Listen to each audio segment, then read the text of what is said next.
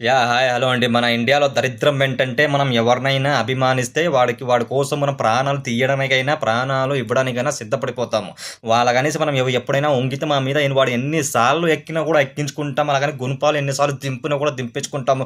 పారతో తవ్వినా కూడా తవ్వించుకుంటాం. వాడు రాజకీయ నాయకుడైనా సరే, ఒక సినిమా హీరో అయినా సరే. ఎలా ఉంటదంటే, వాళ్ళు ఎవరైనా తప్పు చేస్తే కనుక వేరే వాడు ప్రశ్నిస్తే, వీళ్ళ అభిమానులు వాడి మీద వేసి ఎగ్గప్పడి మరీ వాడిని చంపడానికైనా సిద్ధపడిపోతారు కానీ, అయినా చెప్పిన వాడికి అసలు చీమ కుట్టినట్టు కూడా ఉండదు. కానీ వీళ్ళు మాత్రం బాగా తెగ ఫీల్ అయిపోతున్నారు. ఈ అభిమానులకి తెలియని విషయం ఏంటంటే, ఇదే వీళ్ళ గురించి వాళ్ళు ఏమనుకుంటుంటారంటే, ఒక పెంపుడు కుక్కతో మరీ చాలా దారుణంగా చూస్తారు.